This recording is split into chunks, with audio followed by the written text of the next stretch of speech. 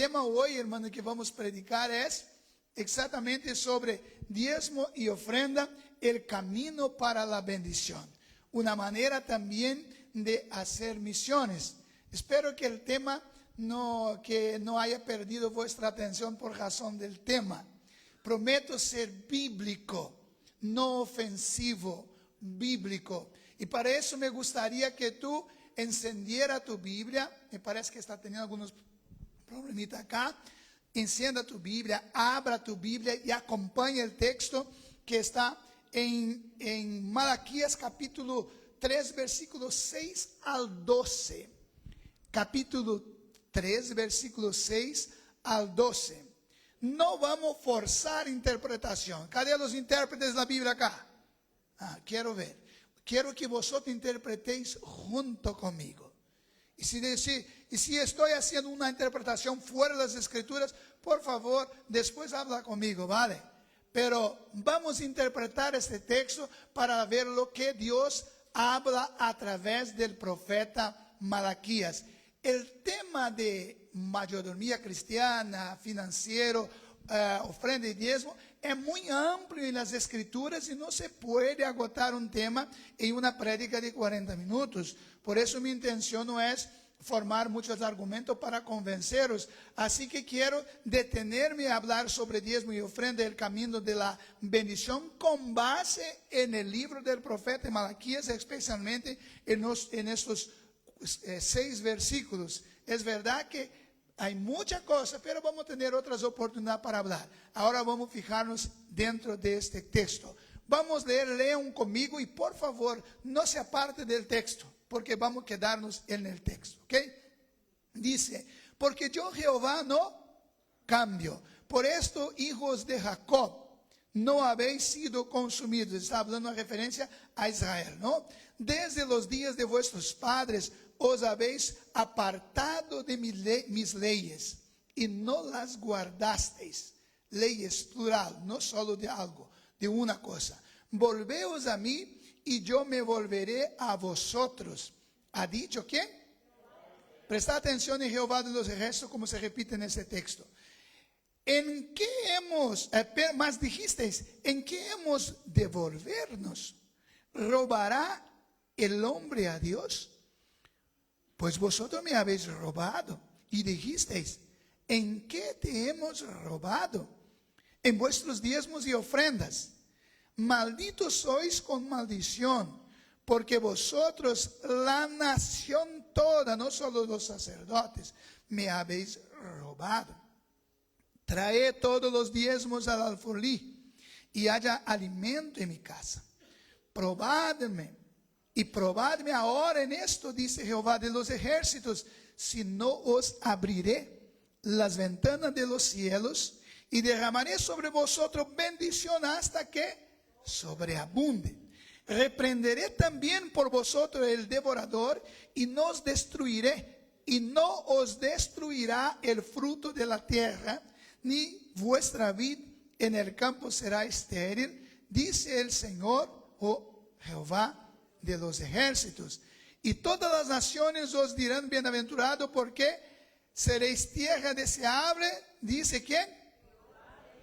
Es interesante que el profeta siempre enfatiza que la palabra que está hablando no es suya, sino quien está hablando es el Señor de los ejércitos. Por eso está hablando eso para decir que debéis prestar atención en lo que estoy diciendo, porque no es palabra mía. Por tanto, lo que voy a ministrar hoy no es palabra mía, sino es palabra de Jehová, el Señor de los ejércitos. Si te gusta o no te gusta, el problema es tuyo, es mío, pero es palabra de Jehová de los ejércitos. Ahora, ¿por qué hablar del tema? Se estima que alrededor de 15% de las enseñanzas de Jesús tiene que ver con temas relacionados con el dinero y las posesiones. 16 de las 18 parábolas de Jesús tratan sobre el uso adecuado del dinero y de las riquezas. Qué interesante, ¿no? Aproximadamente uno de cada 10 versículos del Evangelio de Mateo, Marcos, Lucas y Juan aborda temas relacionados con el dinero. las riquezas y el manejo de los bienes materiales. Así que el tema dinero es un tema muy hablado en las Escrituras, pero yo me he retenido de hablar sobre ese tema y por 4 años que estoy pastoreando esta iglesia, nunca he predicado, enseñado sobre ese tema. Ya he pedido perdón al Señor porque he sido quizás, no he sido de bendición para vuestra vida cuanto a ese tema, pero me retrato y a partir de ahora estaré constantemente hablando sobre eso y yo sé que las cosas cambiarán. ¿Ok? Entonces, ese tema es tratar la Escritura y nosotros no podemos dejar aparte. No es porque unos hablan demasiado o hacen mal uso de las ofrendas y de los diezmos que nosotros tenemos que dejar de hablar sobre el tema. Porque aquí somos, vamos a decir así, abiertos y cualquier uno que contribuye, que es miembro de esa iglesia, tiene el derecho, si quiere, saber un poco más cómo es tratado tu dinero. Aunque de 3 en 3 meses el ministerio se reúne para prestar cuenta unos para los otros. Ahora, vamos a recordar el contexto en que fue escrito esas palabras. Es importante entender el contexto. Malaquías es el último libro del profeta menor del Antiguo Testamento, ¿no? Fue escrito después del regreso del exilio babilónico. En este periodo, el pueblo de Israel ya había vuelto a Jerusalén, pero su vida espiritual se había decaído, ¿no? Malaquías denuncia el pecado del pueblo, que es el pecado de desobediencia, el pecado de corrupción del sacerdocio y la falta de fidelidad en los diezmos y en las ofrendas. Entonces, por esta razón, Dios los había privado de las bendiciones y la única manera de volver a disfrutar de las bendiciones era volverse al Señor o volver a obedecer al Señor. Así que hoy, hermanos, nosotros vamos a reflexionar sobre la fidelidad del diezmos y las ofrendas por parte del pueblo de Dios. Y nosotros vamos a analizar cómo Él, o sea Dios, a través del profeta, denuncia el pecado del pueblo. Vamos a ver que el texto, el profeta denuncia el pecado del pueblo, expone las consecuencias que esto les, vamos a decir, acarreará o desatará, ¿no? Asimismo, también vamos a observar cómo Dios llama al pueblo a la obediencia y les ofrece promesa de recompensa a aquellos que volvieren a ser fieles. ¿Vale? Entonces, se ha dicho que el que no lee ni presta atención en la historia está condenada a repetirla. Entonces debemos mirar para la historia, prestar atención para no cometer los mismos errores y sufrir las mismas consecuencias. Miramos para el primer punto. Dios denuncia el pecado de su pueblo y les llama a arrepentirse, del versículo 6 al 9. Ahora vamos a estar, pido mucha atención de todos los oyentes y también los que están ahí en los versículos, para que pongan los versículos ahí, ¿vale? Malaquías capítulo 3, versículo 6 al 9, ¿no? Que estamos leyendo, pero el versículo 3, nosotros vamos a ver que antes de llamar al pueblo al arrepentimiento, Dios les recuerda que a pesar de su persistencia en desobedecerle, Él permanece inmutable, o sea, no cambia y continúa siendo fiel a su pacto. Mira el versículo 6, dice: porque yo Jehová no cambio. Por esto, hijos de Jacob, no habéis sido consumidos. Entonces, Dios está recordando a los israelitas desobedientes que Él no cambia. Por tanto, el pacto que había hecho con ellos también no cambia. Y nosotros debemos recordar que Dios no cambia. La buena noticia, hermanos, es que aún había tiempo para ellos arrepentirse y volverse a la obediencia. Pero Dios está reafirmando que Dios no cambia. Tema como este, algunos años atrás, era muy fácil hablar y aceptado por todo. Pero hoy nos tornamos más intelectuales y comenzamos a tener dificultad de comprender más las Escrituras. Había texto que hasta un niño cuando leía daba la interpretación, y hoy nosotros nos preguntamos, ¿qué quiere decir mesmo esto? Un ejemplo es este texto. Si entregar para un niño leer, va a entender el texto, pero nosotros preguntamos, ¿pero será que quiere decir eso mismo? A veces no tenemos más oído para oír la voz de Dios.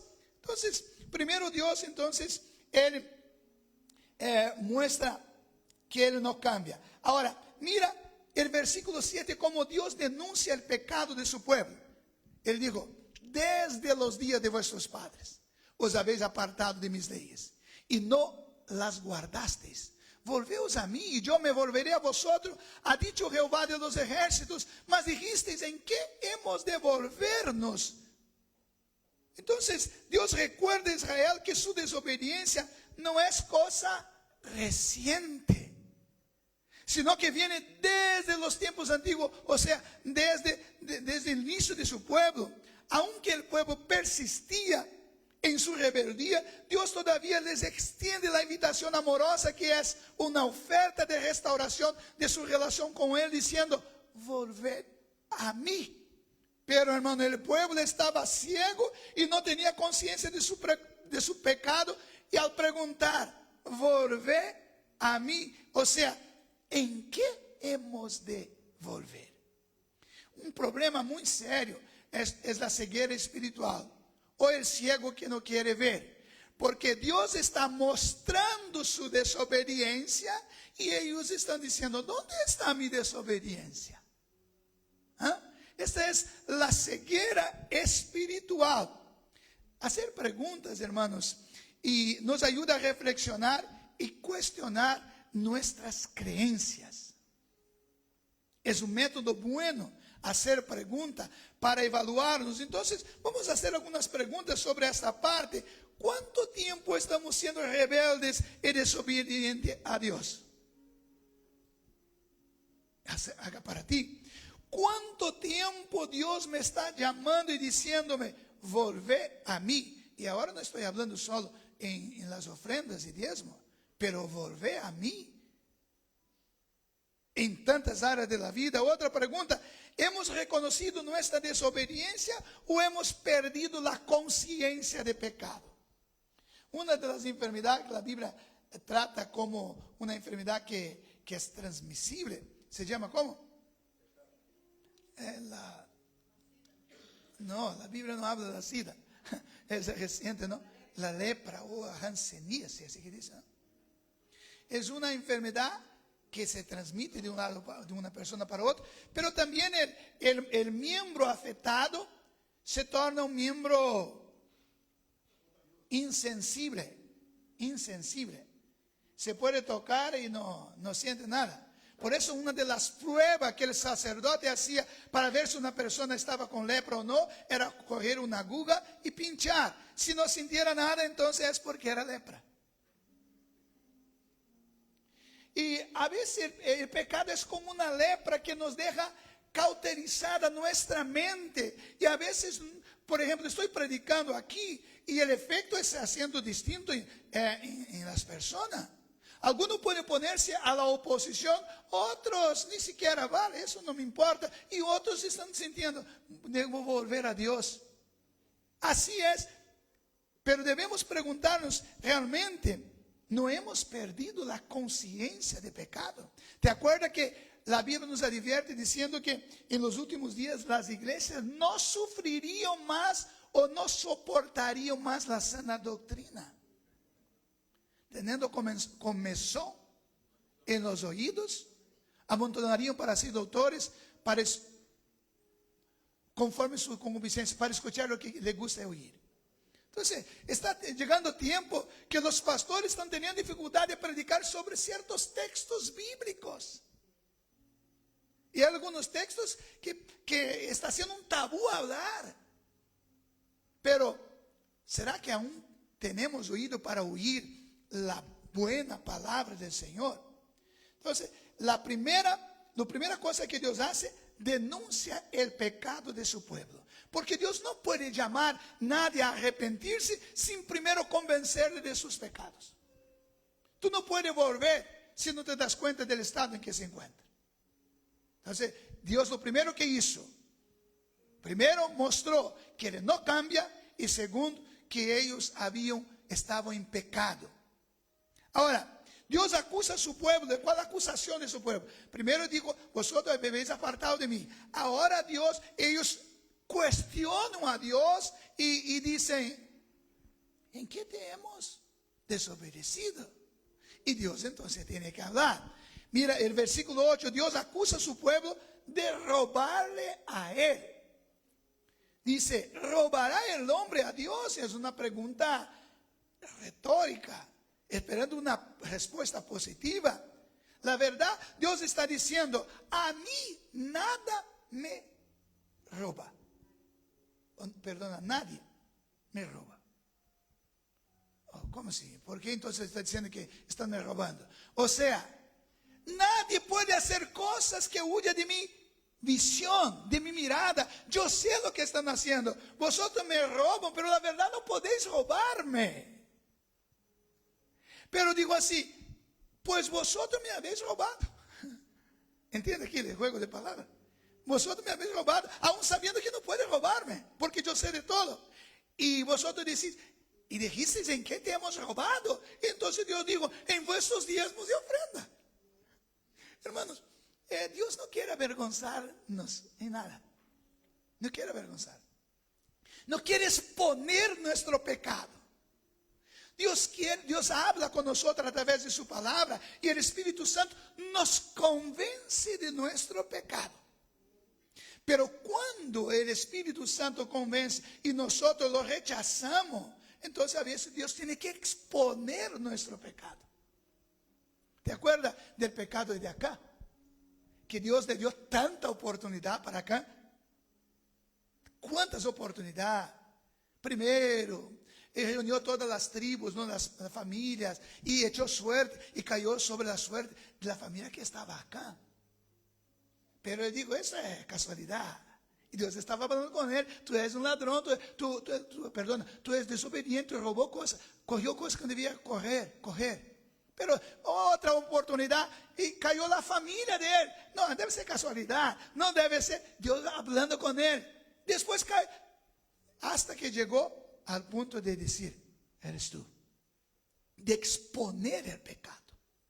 Entonces Dios no quería exponer el pecado del pueblo, solo estaba diciendo, vosotros están me desobedeciendo desde ahora. Y era lo suficiente para él darse cuenta de sus desobediencias. Pero no, quieren cuestionar a Dios y preguntar. Estoy hablando de Israel, no, quieren preguntarle, ¿pero en qué te hemos pecado, robado? Y Dios aclara diciendo, vosotros me habéis robado en los diezmos, en la ofrenda. Entonces se acusa el pueblo de robar a él, pues vosotros me habéis robado. Pero el pueblo no reconoce la gravedad de su falta y se muestra insensible a su pecado y le pregunta, ¿en qué hemos robado? ¿En qué te hemos robado? Entonces Dios le responde, a través de su negligencia en traer los diezmos y ofrenda para mantener mi casa. En esto vosotros están fallando. ¿Te acuerdas, hermanos, que el pueblo había vuelto del cautiverio, ¿vale? ¿Se acuerdan? Había vuelto, ya había reconstruido el templo y estaba ahí esperando ya el Mesías. Pero el pueblo abandonó la práctica de las ofrendas y los diezmos. Y nos debemos recordar que los levitas, los diezmos eran para ellos, y ellos no habían recibido porción de tierra. Vamos a leer un versículo para recordar. Yo no puse aquí el versículo, pero uno, por ejemplo, 18 de Números, capítulo 18, versículo 20. O el versículo 21, no me acuerdo si es ese. Pero todos sabemos que ellos no recibieron, ¿no? Digo, aquí yo he dado a los hijos de Leví todos los diezmos a Israel por heredad, por su ministerio, por cuanto ellos sirven mi ministerio del tabernáculo de reunión. Y también dice que de la tierra de ellos no tendrás heredad. O sea, hubo un pueblo que no recibió una tierra para trabajar, pero deberían vivir de los diezmos de las demás tribus.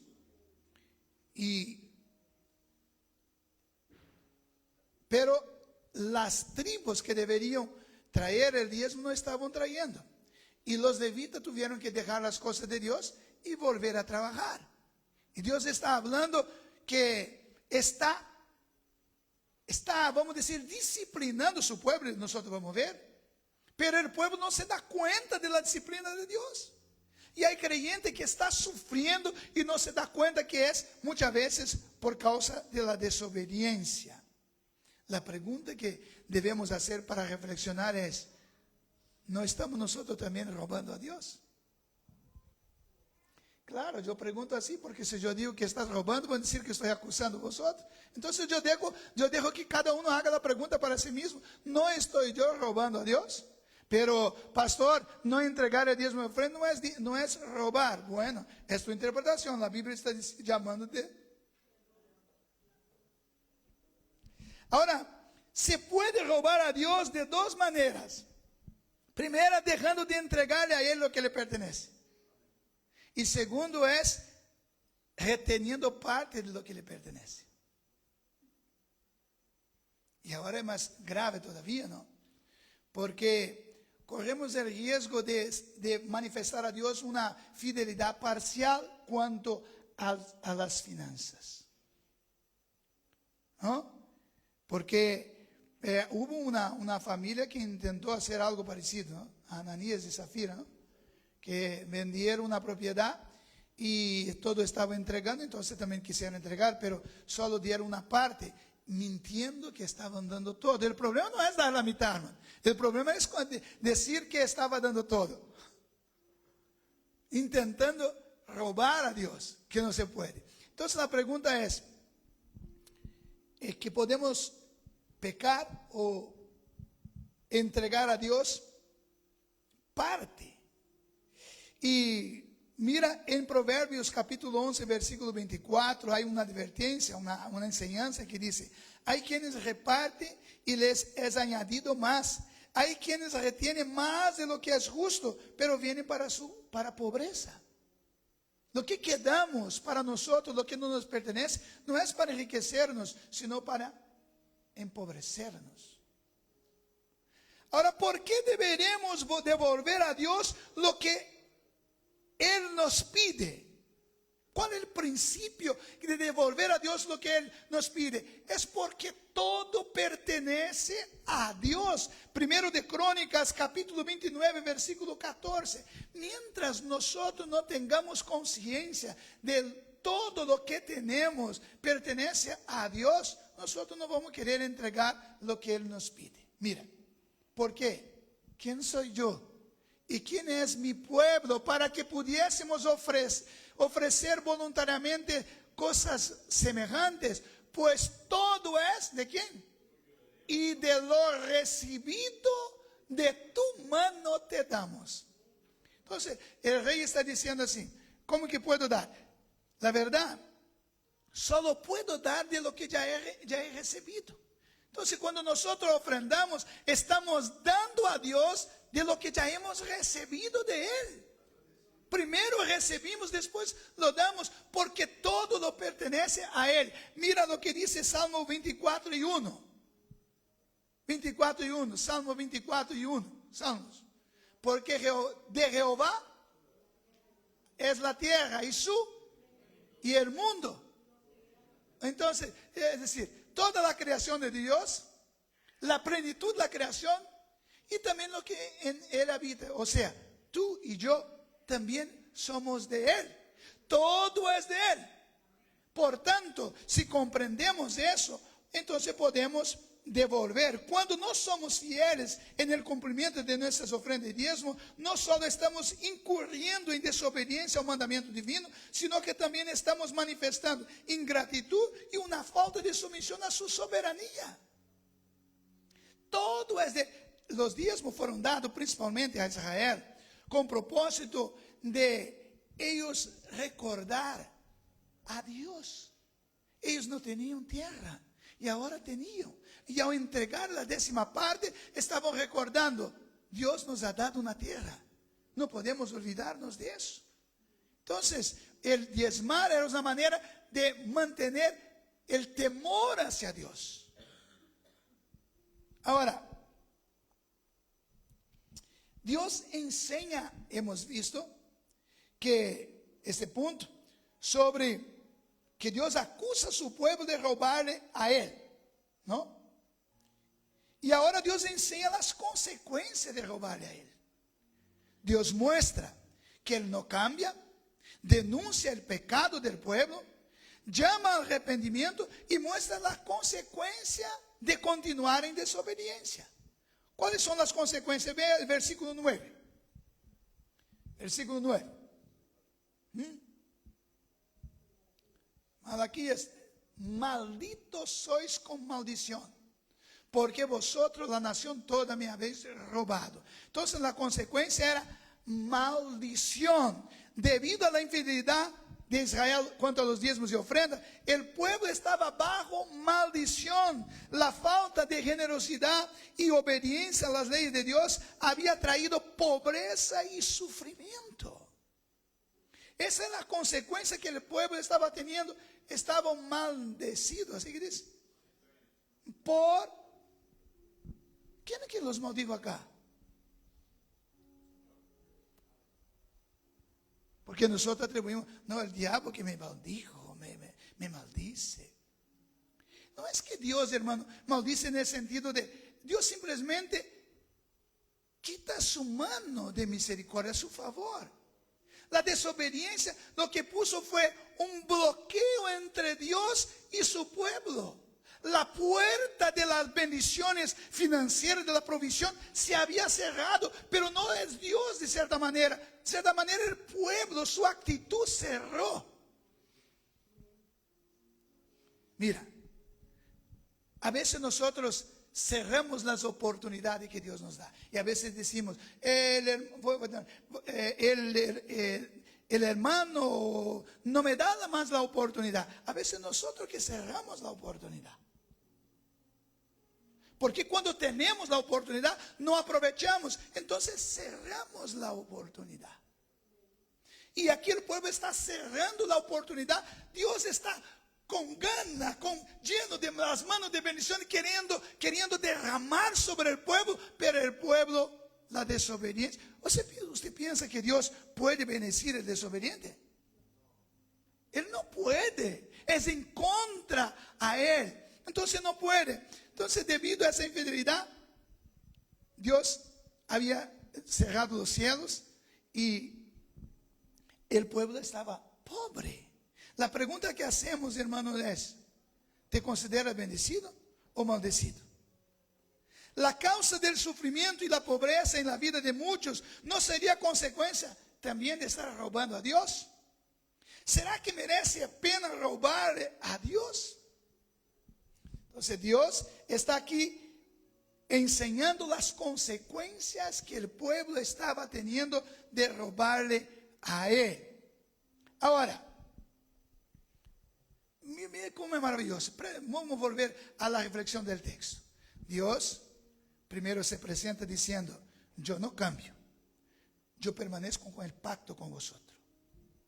Pero después Dios acusa de sus pecados diciendo, vosotros me habéis desobedecido desde los días de vuestros padres, esperando que ellos se arrepintiesen, pero no, se rebelaron y argumentaron diciendo, ¿en qué hemos robado de ti? No estamos haciendo nada mal, nosotros ofrecemos los sacrificios, si usted lee el libro de Malaquías va a ver, pero Dios dijo, vosotros ofrecen el buey enfermo, ¿ah?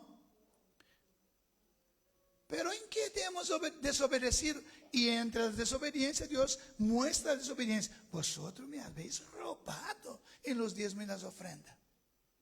Y muestra las consecuencias de tomar esa actitud. Pero ahora Dios, como es bondadoso, también llama al pueblo a obedecerle a Él. Y le hace una invitación a la obediencia en el versículo 10. La verdad no es una invitación. Podemos ver que es más que una invitación. ¿Qué dice el versículo 10? Traed todos los diezmos al alfolí y haya mantenimiento, alimento en mi casa.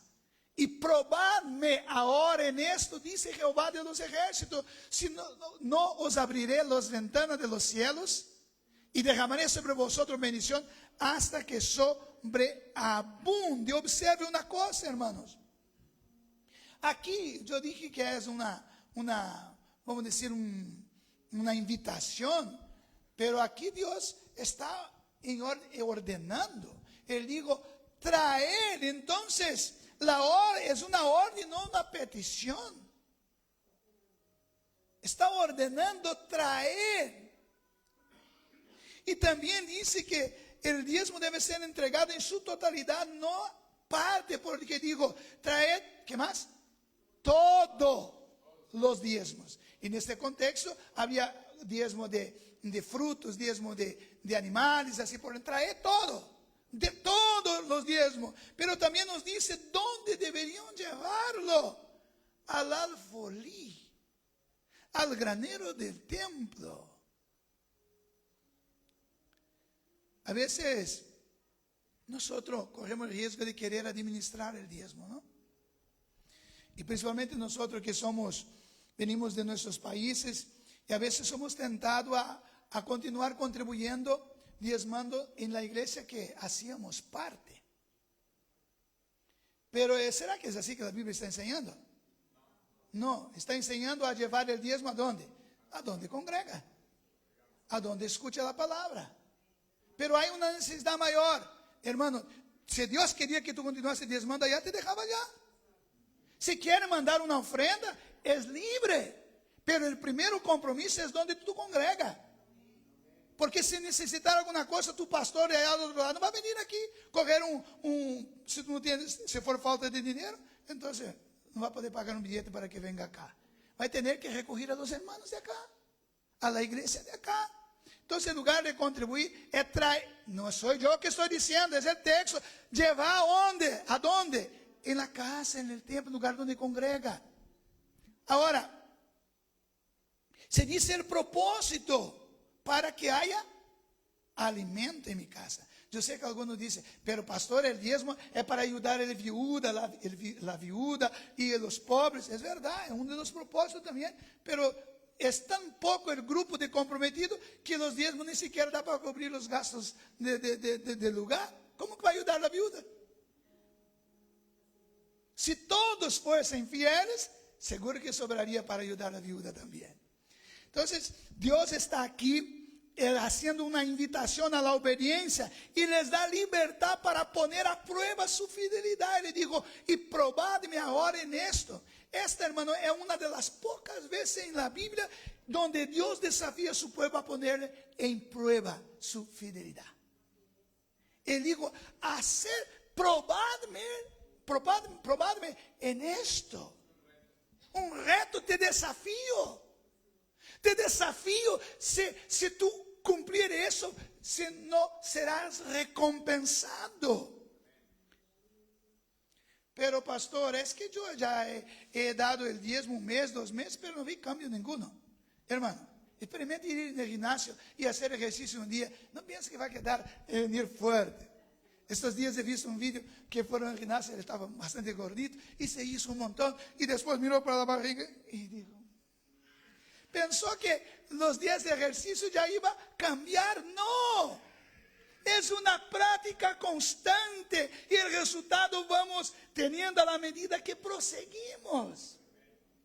Pero a veces tú entregas tu diezmo el otro mes, exactamente el otro mes, entra algo que parece que, claro, tiene alguien también y no quiere que tú continúes.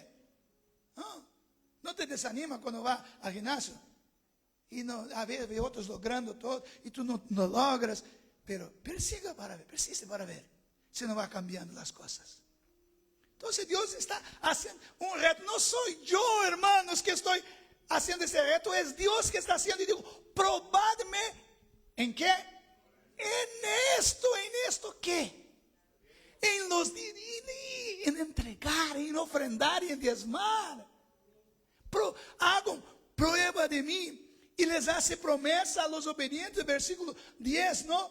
¿Cuál es la promesa? Promesa de, no soy yo que estoy estoy predicando la teología de la prosperidad, estoy predicando que la Biblia está diciendo, Él está haciendo promesa, hacer prueba de mí, probadme. La promesa es de prosperidad. A los obedientes Dios les promete abrir las puertas o las ventanas de la provisión y bendecirles de manera abundante. Dice, os abriré las ventanas de los cielos y derramaré sobre vosotros bendición hasta que sobreabunde. ¿Qué es sobreabundar? Más.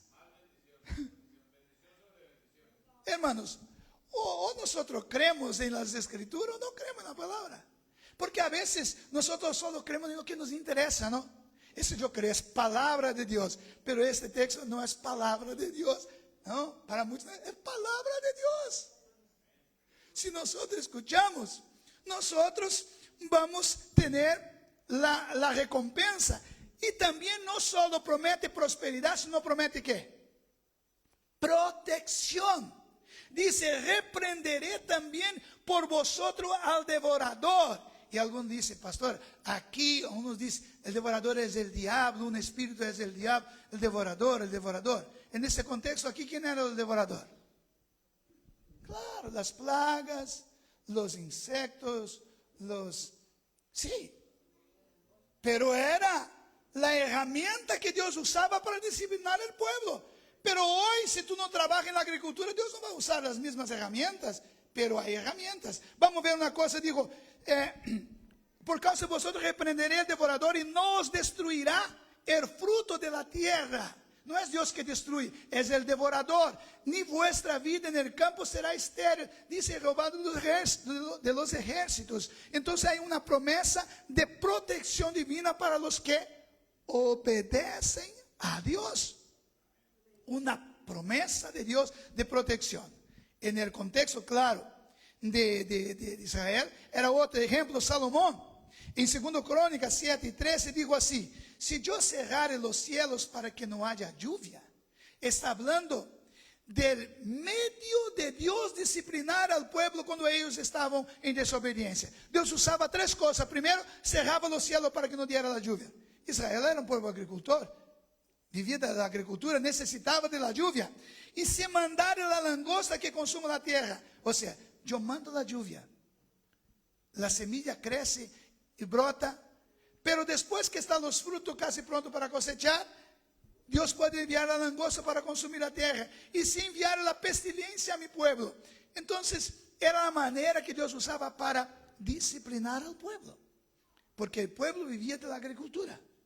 Pero nosotros quizás no vivimos de la agricultura, pero vivimos de otro. Hemos visto los tres modos de Dios disciplinar. Retenía la lluvia, enviaba la plaga y enviaba la peste. La falta de lluvia impedía sembrar. Ahora me fui a Brasil y vi algunos campos ahí preparados para sembrar, pero no había llovido, entonces no hay siembra. La falta de lluvia impedía sembrar. El pueblo tenía la semilla, pero la tierra estaba seca. A veces tenemos las condiciones, pero no tenemos la oportunidad. Es así. A veces tenemos las condiciones. Quiero invertir en ese negocio y ahí va a pedir un permiso, no se abre la puerta y no puede. Es lo mismo. Tiene la semilla, pero no puede sembrar porque Dios no manda la lluvia. Las plagas y la peste devoraban lo que se había sembrado. A veces nosotros vemos la prosperidad en nuestras inversiones, pero cuando menos esperamos, la plaga y la peste llega y consume a todo. ¿Ya has visto eso? Ah, maravilla, ahora sí voy a cosechar un montón. Y de repente viene la plaga. Ahora en el sur de Brasil, con la lluvia, ¿no? Dios mandó la lluvia, pero ahora al revés, ¿no? Demasiada lluvia y llevó animales, campo. ¿Por qué? Quieren adorar a Satanás. Hay una ciudad de Rio Grande do Sul que el patrono, no sé qué decir, de la ciudad es Satanás. Está ahí una estatua de el Señor de la ciudad. ¿Qué quiere? ¿Esperar o qué? Entonces Dios está ahí disciplinando y el pueblo no se da cuenta. Ahora el resultado de obedecer a Dios, reconocimiento de que eres bendecido y prosperado por Dios. Vea el versículo 12. El versículo 12. Vea la recompensa, el resultado final. Hemos visto la recompensa para los obedientes, ¿no? que es protección, que Dios va a abrir la ventana del cielo, derramar la bendición y también protección. Ahora, hermanos, los beneficios no solo tienen el obediente, pero la obediencia también resulta en una bendición todavía más grande. Dice, el resultado final del versículo 12 dice, reconocimiento de que somos bendecidos y prosperados por Dios. Cuando somos fieles a Dios, nuestra vida sirve de testimonio visible de su bondad y de su provisión, porque nuestra obediencia no solo nos bendice a nosotros mismos, sino que también puede impactar a quienes nos rodean. Dice el versículo 12, y dice, y todas las naciones os dirán bienaventurados, porque seréis tierra deseable, y dice Jehová de los ejércitos. Entonces, cuando nosotros obedecemos, las personas van a comenzar a ver la bendición de Dios sobre la vida nuestra y van a decir así, ¿qué está pasando? Y van a querer también ver lo que está pasando y también hacer parte de esta bendición. Entonces, la conclusión, hermanos, es que en este pasaje es un llamado al arrepentimiento y a la fidelidad en lo que dice respecto al manejo de las ofrendas y diezmos. Y en este texto que hemos leído, Dios nos enseña que Él permanece inmutable y continúa deseoso o desea continuar bendiciendo a su pueblo. Pero para eso sus hijos tienen que depositar confianza en su provisión y entregarle lo que legítimamente le pertenece. Y la promesa es clara: cuando demostramos fidelidad a Dios, Él nos colmará de bendiciones abundantes, y dichas bendiciones serán deseadas y evidentes para todos. Así que ninguno se levantó, es porque aún soporta escuchar la palabra de Dios. Hermanos, tenemos que reconocer que esta cuestión de finanzas, nuestro corazón, yo creo que nunca se convierte totalmente. Hay tiempo que está bien convertido, ¿no? Pero hay tiempo que no estamos. Pero debemos reconocer nuestras debilidades y dificultades de obedecer a Dios. Y Jesús trató la cuestión del dinero como el único que puede duelar nuestro corazón con Dios. Es tan serio que llamó de una especie de Dios, alguien que podemos someternos. Entonces, no penséis que es fácil así, no. Si la Biblia dice que la fe viene por el oír y el oír de la palabra de Dios, entonces debemos hablar sobre esos temas.